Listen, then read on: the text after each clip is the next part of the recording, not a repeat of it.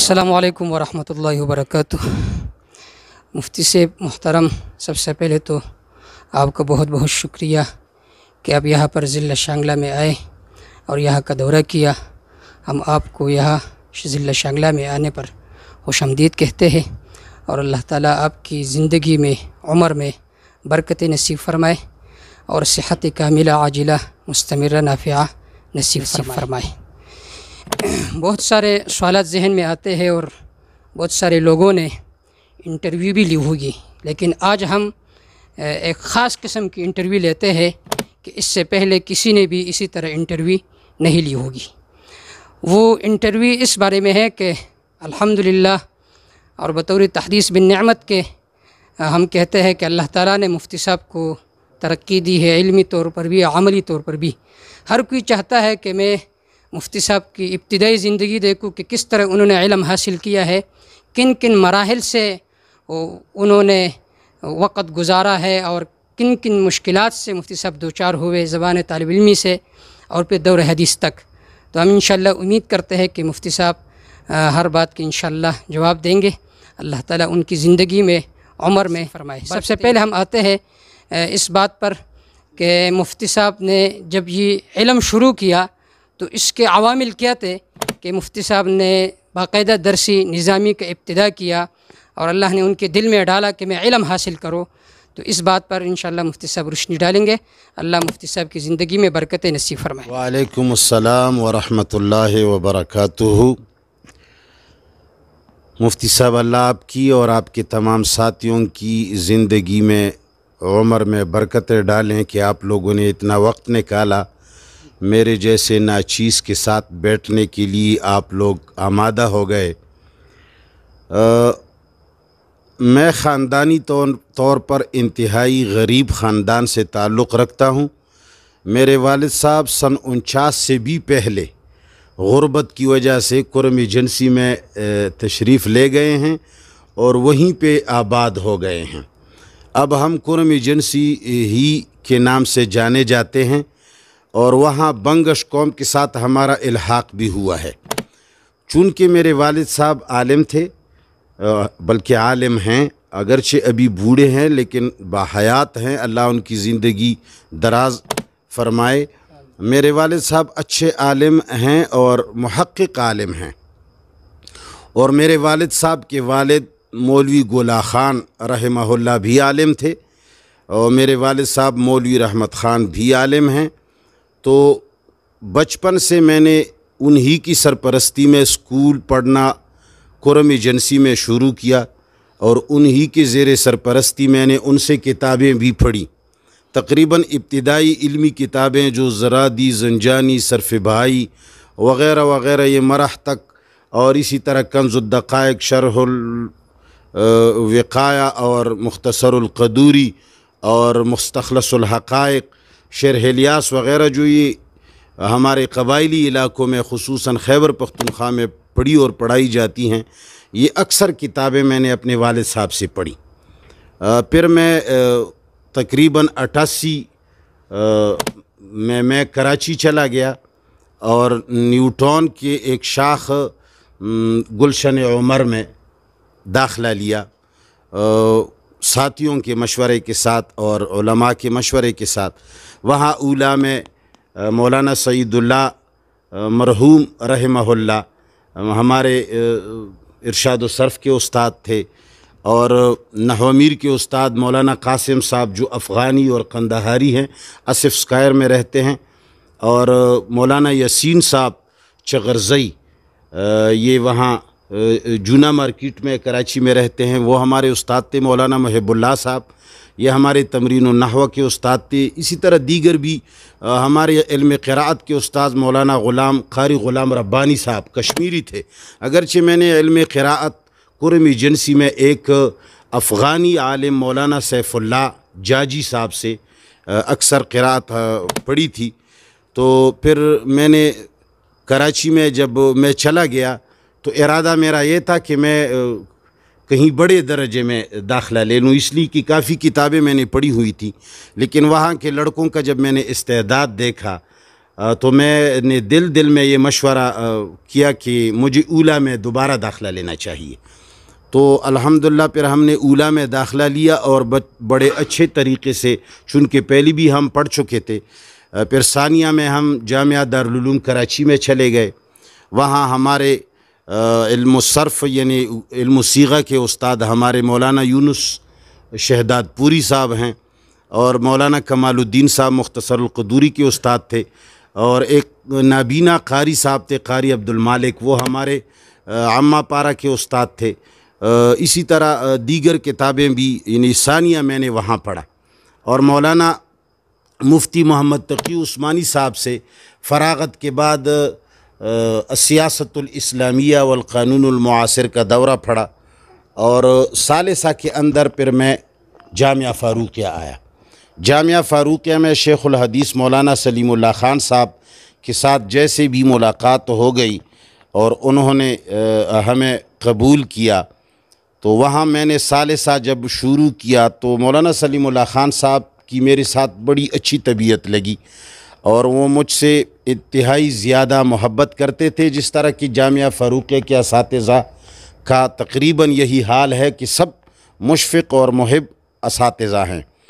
تو جامعہ فاروقیہ کے اندر پھر میں نے ثالثہ وغیرہ دور حدیث تک کتابیں میں نے وہاں پڑھی ہیں، لیکن یہ ساری کی ساری کوشش اور شفقت شیخ الحدیث مولانا سلیم اللہ خان صاحب کی تھی.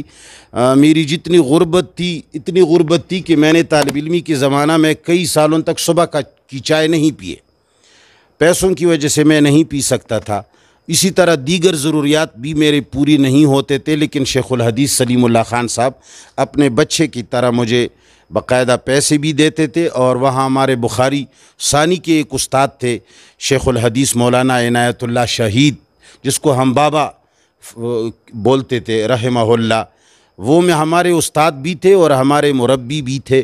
وہ بھی ہمارے ساتھ انتہائی شفقت اور والد کی طرح معاملہ کرتے تھے. مولانا حمید الرحمن صاحب مسلم شریف بھی ہم نے ان سے پڑھی ہے، اور مولانا منظور مینگل صاحب، یہ ہمارے تقریباً کئی درجوں کے استاد گزرے ہیں. اسی طرح دیگر جامعہ فاروقیہ کے جتنے اساتذہ ہیں وہ سارے مشفق تھے، لیکن شیخ الحدیث مولانا سلیم اللہ خان صاحب اور مولانا عنایت اللہ صاحب اور مفتی ابو لبابہ شاہ منصور صاحب اور مولانا ڈاکٹر عادل صاحب، مولانا خالد صاحب، یہ سارے کے سارے ہمارے وہ اساتذہ ہیں جن کی محنتوں سے، بلکہ ان کی محبتوں کی وجہ سے، ان کی تعاون کی وجہ سے ہم نے وہاں پڑھا ہے. اور پھر تخصص کے لیے ہم جامعۃ الرشید گئے. اس وقت مولانا فقیہ العصر مفتی رشید احمد لدھیانوی رحمہ اللہ باحیات تھے، تو ہم نے تخصص وہاں سے کیا. اور مفتی عبد الرحیم صاحب، جس کو ہم استاد صاحب سے پکارتے ہیں، انہوں نے بڑے شفقت سے ہمیں پڑھایا. اور مفتی ابو لبابہ شاہ منصور صاحب بھی اس زمانے میں پھر جامعۃ الرشید آتے جاتے تھے، وہ بھی پڑھاتے رہے. تو یہ ہمارا غربت اور تعلیمی سلسلہ تھا. اللہ جل جلالہ نے ان اساتذہ کی کوششوں سے اور ان کی دعاؤں سے اللہ نے ہمیں علم عطا کیا. اور جب ہم وہاں سے نکلے، چونکہ ثالثہ ہی کے اندر مجھے خارجی مطالعہ کا بڑا شوق تھا، بلکہ ثانیہ میں بھی ہم پڑھتے تھے، مطالعہ کرتے تھے. ثانیہ کے اندر ایک دوسرے میرے ساتھ طالب علم تھے، مفتی حسان کلیم صاحب. یہ میرے کلاس فیلو بھی تھے اور عمر میں مجھ سے چھوٹے تھے، لیکن میں اور وہ اکثر مقابلے میں رہتے تھے. تو میں اور وہ دونوں مطالعے کے لیے جامعہ دارالعلوم کراچی کے بڑے مکتبے میں بیٹھتے، اور ہم نحو امیر کے ہدایت النحو کی مختلف قسم کی شروحات دیکھتے اور وہاں مطالعہ کرتے. تو ثالثہ ہی کے اندر مجھے یہ پتہ چلا تھا کہ توحید کا مسئلہ، سنت کا مسئلہ، بدعت کا مسئلہ، یہ دیگر مسائل خارجی مطالعہ کی بنیاد پر میرا اس طرف میلان ہو گیا تھا کہ ہمارے خیبر پختونخوا کے علاقوں میں اکثر بدعات اور شرکیات اور بعض ایسی چیزیں مشہور ہو گئی ہیں جو تقریباً دیوبندیت سے دور ہیں. تو اس زمانے سے میرا یہی شوق رہا تھا کہ اشاعت التوحید و سنہ کے لوگ تقریباً اس مسلک کے حق کے زیادہ قریب ہیں بنسبت دیگر ہمارے خیبر پختونخوا کے علماء کے. تو وہیں سے میرا شوق تھا۔ پھر جب میں فارغ ہوا تو شیخ الحدیث سلیم اللہ خان صاحب رحمہ اللہ، ان کے خطوط بھی میرے پاس ہیں۔ 2013 میں انہوں نے مجھے ایک کتاب بھیجی ہے نفحات التنقیح، اس پر دعائیہ کلمات لکھ کر کے مجھے تحفے میں بھیجیں۔ تو انہوں نے خطوط بھی لکھے تھے، لیکن جاتے وقت مجھے انہوں نے فرمایا کہ منیر مت جاؤ، ضائع ہو جاؤ گے۔ میں نے کہا کہ حضرت ہمارے علاقوں میں ایسی ضرورت ہے ویسی، بس پھر وہاں سے ہم آئے اور خیبر پختونخوا میں عاملی درس و تدریس شروع کیا، اور کرم ایجنسی کے اندر ایک مدرسہ تھا جامعہ فاروقیہ، ہم نے ان کا نام رکھا، اور اس میں درس و تدریس شروع کی۔ تقریباً خامسہ تک کتابیں ہم نے پڑھائیں۔ پھر انقلابات آ گئے، شیعوں کے ساتھ مخالفتیں آ گئی، مبتدعین کے ساتھ، وہاں شیخ خان بادشاہ صاحب دامت برکاتہم کے ساتھ پہلے سے لوگوں نے بہت ظلم کیا ہوا تھا، اور وہ قرض گویا کہ ہمارے کندھوں پر تھا۔ الحمدللہ ہم نے ان کا بھی بدلہ لیا، اور وہاں کے جتنے علماء تھے جنہوں نے شیخ خان بادشاہ صاحب کے ساتھ بے ادبی اور بے عزتی کی تھی، ان سب کے ساتھ مناظرے ہوئے، اللہ نے ان کو ذلیل اور خوار کیا۔ اللہ نے وہاں مسئلہ توحید گلی گلی اور کوچے کوچے میں پہنچایا۔ اب کرم ایجنسی کے لوگ الحمدللہ کافی حد تک ماشاءاللہ بہت ہی اچھا، بہت ہی خوب۔ اللہ تعالیٰ نے مفتی صاحب کو مختلف مراحل سے گزارا، اور ہر مرحلے میں ہر وقت مفتی صاحب نے ثابت قدمی کا مظاہرہ کیا۔ اللہ حضرت مفتی صاحب کے علم میں، عمر میں برکتیں نصیب فرمائے۔ آخری سوال میرا یہ ہے کہ مفتی صاحب کے اساتذہ تو بہت سارے ہوں گے، لیکن وہ کون سے استاد تھے کہ جن سے مفتی صاحب بہت زیادہ متاثر ہوئے ہیں علمی اور عملی طور پر؟ میں امید کرتا ہوں کہ انشاءاللہ اس کا جواب بھی مفتی صاحب میرے اساتذہ سارے محترم اور سارے باعمل لوگ ہیں۔ اللہ جو فوت ہو گئے ہیں اللہ ان کی مغفرت فرمائے، اور جو زندہ ہے اللہ ان کی زندگیاں دراز فرمائے۔ لیکن علمی اور عملی طور پر شیخ الحدیث مولانا سلیم اللہ خان صاحب رحمہ اللہ سے میں انتہائی زیادہ متاثر ہوں، اس لیے کہ جب بھی زندگی میں کوئی ایسا مسئلہ پیش آیا جس کی وجہ سے میں علم سے محروم ہوتا تھا، شیخ الحدیث سلیم اللہ خان صاحب نے مجھے ایسا ہاتھ دیا کہ مجھے ان مشکلات سے مجھے ان مشکلات میں اکیلا نہیں چھوڑا، اور میرے ساتھ تعاون کیا اور مجھے گلے سے لگایا۔ اور میرا یہ جو تخلص ہے شاکر، یہ بھی مجھے شیخ الحدیث سلیم اللہ خان صاحب نے رکھا ہے۔ پہلے میرا تخلص صابر ہوتا تھا، محمد منیر صابر میرا تخلص تھا۔ میں چھوٹا موٹا شاعر تھا اس زمانے میں، تو کسی مشکل کے وقت میں نے ان کو درخواست لکھی دورہ حدیث کے سال میں۔ اس درخواست کے اندر میں نے لکھا کہ درخواست ہے مظلوم کی شفقت سے دیکھ لے، بجلی گری ہے دل پہ سائل منیر ہے، اور آخر میں لکھا تھا الصابر۔ تو انہوں نے جیسے یہ درخواست پڑھی اور شعر پڑھا، ہنس پڑے، اللہ ان کی مغفرت فرمائے، اور مجھے کہا کہ آپ نے الصابر تخلص رکھ کر خود مصیبتوں کو دعوت دی ہے۔ ایک حدیث مبارک بھی سنائی، اور پھر مجھے فرمایا کہ آج کے بعد تم اپنے آپ کو صابر نہیں شاکر کہو گے۔ تو اسی وقت سے میرا تخلص شاکر ہو گیا، چونکہ دورہ حدیث سے پہلے جتنے اسناد تھے اس میں نام تھا محمد منیر صابر، دورہ حدیث میں محمد منیر شاکر ہو گیا۔ پھر فراغت کے بعد جب یہ ابھی مولانا جلندری صاحب ہیں، اللہ ان کی زندگی دراز فرمائے، پھر میں نے ان سے رابطہ کیا، اور انہوں نے سارے سندات میرے واپس مانگ لیے اور سارے سندات تبدیل کیے، اور اس میں سب میں محمد منیر ماشاءاللہ بہت خوب۔ پہلی بار ہم نے یہ بات سنی۔ اللہ تعالیٰ حضرت شیخ الحدیث مولانا سلیم اللہ خان رحمہ اللہ کی قبر کو منور فرمائے، اور اللہ تعالیٰ آپ کو بھی زندگی نصیب فرمائے اور حیاتی طویلہ نصیب فرمائے۔ باقی تیسرا سوال وہ تخصص سے متعلق ہے۔ ماشاءاللہ جس طرح فن خطابت میں ہم دیکھتے ہیں کہ مفتی صاحب کا ایک نمایاں طور پر نام ہے، کسی کے سامنے کسی کی تعریف نہیں کرنی چاہیے، لیکن یہ ہم بطور تحدیث بن نعمت کے کہتے ہیں کہ اللہ تعالیٰ نے مفتی صاحب پر اپنا فضل، اپنا احسان، اپنا کرم کیا، اس کو یاد کرنا چاہیے بطور تحدیث بن نعمت کے۔ تو جس طرح فن خطابت میں اللہ تعالیٰ نے مفتی صاحب کو ایک ملکہ عطا فرمایا ہے، اسی طرح ہم مفتی صاحب کے مسائل سنتے رہتے ہیں، تو اس میں بھی اللہ تعالیٰ نے بہت ہی عجیب قسم کا ملکہ عطا فرمایا ہے۔ ہم لوگ دن اور رات مسائل میں رہتے ہیں، کبھی کوئی مسئلہ دیکھتے کبھی کوئی، لیکن مفتی صاحب کو کوئی بھی اس طرح فقہی مسئلہ سامنے آ جاتا ہے تو بہت زیادہ میں متاثر ہو جاتا ہوں ذاتی طور پر۔ تو میرے خیال میں مفتی صاحب جس طرح فنی خطابت میں ایک کمال رکھتا ہے، اللہ نے ان کو ایک ملکہ دیا ہے، تو اس طرح تخصص میں بھی۔ تو ہم یہ سوال پوچھیں گے کہ مفتی صاحب نے خاص طور پر تخصص کہاں سے کہ وہ تو جامعۃ الرشید سے کیا ہے، لیکن وہاں کے جو مقبول اساتذہ اور وہ اساتذہ جن سے مفتی صاحب متاثر تھے وہ کون کون تھے، اور کسی عالم کے لیے تخصص کی کتنی اہمیت ہوتی ہے۔ ویسے تو ہر کوئی عالم ہوتا ہے، اپنے آپ کو علامہ کہتا ہے، لیکن جب مسائل کے میدان میں آ جاتا ہے، عملی طور پر ان کے سامنے مسئلہ آ جاتا ہے تو پھر اس کو حل کرنا مشکل ہوتا ہے۔ تو اس بارے میں بھی کچھ مختصر سی باتیں مفتی صاحب ذکر کریں گے۔ تخصص تو واقعی جب ہم جامعۃ الرشید جانے کا جب ہم نے ارادہ کیا تو جامعۃ الرشید کا ہم نے بہت بڑا نام سنا بھی تھا، اور مفتی رشید احمد صاحب سے ساری دنیا مرعوب بھی تھی اور متاثر بھی تھی، اور وہ ایک انتہائی بعمل انسان تھے۔ تو ہم نے پہلے جا کر کے کلفٹن میں امتحان دیا۔ کلفٹن کے اندر ایک بہت بڑے عالم تھے، ابھی بھی شاید باحیات ہوں گے، تو ہم نے خوف کی وجہ سے پہلے وہاں امتحان دیا، اس لیے کہ ہمیں یہ یقین نہیں آ رہا تھا کہ ہم جامعۃ الرشید میں داخلہ لے سکیں گے۔ ہماری اتنی قابلیت اور اتنی اچھی قسمت کیسی ہوگی کہ ہم جامعۃ الرشید میں داخل ہو جائیں گے۔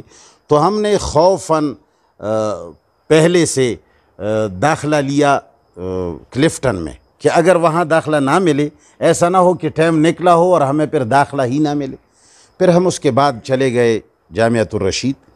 تو جامعۃ الرشید کے اندر طریقہ کار اس وقت یہ تھا کہ طالب علموں سے بہت سارے طالب علم 300 تک کے تقریباً طالب علم آئے تھے، اس میں صرف 10 طالب علم ان کو لینے تھے۔ تو امتحان میں ان کا معیار یہ تھا کہ طالب علم کی قابلیت بھی معلوم کرتے تھے، لیکن طالب علم کو فیل بھی کرتے تھے۔ اس وقت تک سوالوں میں الجھاتے تھے جب تک وہ تقریباً لاجواب نہ ہو جاتے تھے، تاکہ طالب علم کو یہ گھمنڈ نہ ہو کہ میں نے سب جوابات دیے۔ ان کا طریقہ یہ تھا کہ آدمی کو تواضع سکھاتے تھے۔ تو ہم سے جب امتحان لیا ہدایہ میں اور اسی طرح دیگر چیزوں کے اندر ترکیب کیا ہے، یہ ترکیب میں کیا واقع ہے، اور آپ سند پڑھیں، سند میں کیا لکھا ہوا ہے، یہ لفظ کیا ہے، اس کی ترکیب کیا ہے، اور یہ چیز، یہ مثال حال ہے تو یہ کس چیز سے حال ہے، اور اس طرح دیگر نسبتیں، بہت سارے سوالات تقریباً ہر طالب علموں کو دیوار تک پہنچا دیا۔ تو ہم تو سمجھ گئے کہ بھئی ہم آخر میں لاجواب ہو گئے، ہم تو فیل ہی ہو گئے۔ تو آخر میں جب نتیجہ نکلا تو ہم تقریباً 10 طالب علم ایسے تھے جن کو انہوں نے قبول کیا تھا۔ ہم 10 طالب علم قبول ہو گئے، لیکن پھر ہمیں انہوں نے مولانا یہ عبدالرحیم صاحب، جس کو ہم استاد صاحب بولتے ہیں، انہوں نے فرمایا کہ آپ لوگ مقبول نہیں ہوئے، ہم آپ کو 1 مہینہ مزید دیکھیں گے۔ اگر آپ لوگوں کے اندر اہلیت نہیں تھی، اب تو ہم یہ سمجھتے ہیں کہ تم کچھ نہ کچھ اچھے ہو، ورنہ تم پاس نہیں ہوئے ہو۔ چلو دیکھتے ہیں، تمہیں 1 مہینہ مزید دیکھتے ہیں، اگر تمہارے اندر کچھ صلاحیت ہے تو ہو سکتا ہے ہم آپ کو چھوڑ دیں، ہو سکتا ہے ہم آپ کو نکال لیں۔ تو پھر بھی ہم خوف سے رہتے تھے۔ تو الحمدللہ طالب علمی کے زمانہ کے اندر مفتی رشید احمد صاحب کی صحبت کی وجہ سے بہت ساری چیزیں، چھوٹی چھوٹی باتوں سے ہم نے بہت بڑے بڑے اسباق سیکھ لیے۔ ایک تو مفتی رشید احمد صاحب سے ہم نے یہ سیکھا کہ مسلح پہرا اور اپنے آپ کو محفوظ رکھنا، اور آدمی کو بیدار رہنا، اور اپنے تحفظ کے لیے کوئی بھی اقدامات کرنا، یہ فرائض میں داخل ہے۔ اور دوسری بات ہم نے یہ سیکھی کہ کلاس کے اندر ایک مرتبہ مفتی صاحب فرما رہے تھے کہ فلان چیز ثابت نہیں، فلان چیز ثابت نہیں۔ اسی طرح غالباً مسح رقبہ اور یہ کانوں کے مسح کے بارے میں کچھ تفصیل آئی، تو انہوں نے فرمایا کہ یہ فلان جز اس میں جو ہے یہ ثابت نہیں ہے۔ اس میں ہمارے ایک طالب علم تھے، غالباً وزیرستان کے تھے، وہ بڑے جسیم بھی تھے اور جرأت مند بھی تھے. وہ اٹھے اور انہوں نے فرمایا کہ حضرت یہ تو جائز ہے, یہ تو جائز ہے جی, یہ تو ثابت ہے. تو مفتی صاحب نے ایسے آہستگی سے فرمایا کہ کیسے ثابت ہے؟ اس نے کہا یہ تو عالمگیریہ نے لکھا ہے. تو انہوں نے فرمایا کہ واہ جی واہ, مفتی صاحب بڑے محقق ہیں, جو چیز عالمگیریہ اور شامیہ میں لکھی ہوئی ہو وہ ثابت ہوتی ہے. تو ہم نے اس جگہ سے اتنا بڑا سبق سیکھا کہ واقعی ہمارے فقہ کی کتابوں میں تو بہت ساری چیزیں لکھی ہوتی ہیں, لیکن ثبوت کے لیے قرآن اور سنت کا ہونا ضروری ہوتا ہے, حجج اربعہ سے ایک چیز ثابت ہو. تو بہرحال مفتی صاحب نے الحمدللہ ہمیں علمی طور پر, عملی طور پر انتہائی متاثر کیا. وہ ایک دن کھڑے ہو گئے, میں اس کے بائیں طرف مصلی کے ساتھ کھڑے ہونے کو مامور تھا. ان کا اپنا ایک قالین ہوتا تھا, اس قالین پر خاص بندے کھڑے ہوتے تھے, تو بائیں طرف میں مامور تھا. ایک دن مجھے انہوں نے کہا کہ آپ یہ انگلی اٹھا کر واپس کیوں رکھتے ہیں؟ تو میری زبان سے بات نکل گئی. میں نے کہا حضرت میری تحقیق یہ ہے کہ یہ رکھنی پڑتی ہے. تو انہوں نے فرمایا محقق صاحب اپنی تحقیق لکھ کر کے لاؤ. تو پھر میں بہت تک گیا ادھر ادھر اساتذہ سے. مفتی احمد ممتاز صاحب بھی اس وقت وہیں تھے, اور یہ ابھی جو مفتی محمد صاحب ہیں یہ اس وقت مفتی زرین صاحب کے نام سے مشہور تھے, ابھی نام تبدیل کیا ہوا ہے, یہ بھی تھے, لیکن یہ اس وقت ایسے پڑھانے والے نہیں تھے, غالباً دوسرے درجوں کو پڑھاتے تھے, لیکن ہمیں تخصص میں یہ لوگ نہیں پڑھاتے. تو ہم نے ان سے پوچھ کر کے کچھ نہ کچھ لکھا, پھر حضرت صاحب کے سامنے پیش کیا. پھر اس پر انہوں نے تحقیق کی. ایک مرتبہ کہہ کے لفظ پر 1.5 گھنٹہ انہوں نے اتنی تحقیق کی کہ آدمی حیران ہو گیا. تو بہرحال علمی اور عملی طور پر مفتی صاحب سے ہم بڑے متاثر ہیں, اس لیے کہ وہ ایک دن کھڑے ہوئے اور جانے لگے تو پیچھے پیر ہٹا کر کے استغفر اللہ فرمایا. پھر ہمیں کہا کہ دیکھو جاتے وقت میں نے بایاں پیر آگے کیا اس لیے استغفار پڑھ رہا. تو واقعی انتہائی بڑے عالم تھے, باعمل عالم تھے, اور انتہائی ہمیں انہوں نے متاثر کیا ہے. اور اگرچہ شفقت بھی ہمارے ساتھ بہت فرمائی ہے, اور ہم نے جو کچھ سیکھا ہے تخصص میں ان کی دعاؤں سے سیکھا ہے. اگرچہ ہمارے زیادہ علمی مشغلہ اور طالب علمی مولانا مفتی عبدالرحیم استاد صاحب کے ساتھ گزری ہے, اور مفتی ابو لبابہ صاحب سے زیادہ کچھ سیکھا ہے, لیکن انہوں نے ہمیں جو دعائیں دی ہیں اور جو اخلاق سکھائے ہیں, تو ہم امید رکھتے ہیں کہ اللہ ہمارے لیے وہ مغفرت کا ذریعہ. جزاکم اللہ تعالی احسن الجزا. حضرت مفتی صاحب کا بہت بہت شکریہ کہ انہوں نے اپنی قیمتی اوقات سے وقت نکال کر ہمیں بہت زیادہ مستفید فرمایا. اللہ تعالی حضرت مفتی صاحب کی زندگی میں, علم میں, عمر میں برکتیں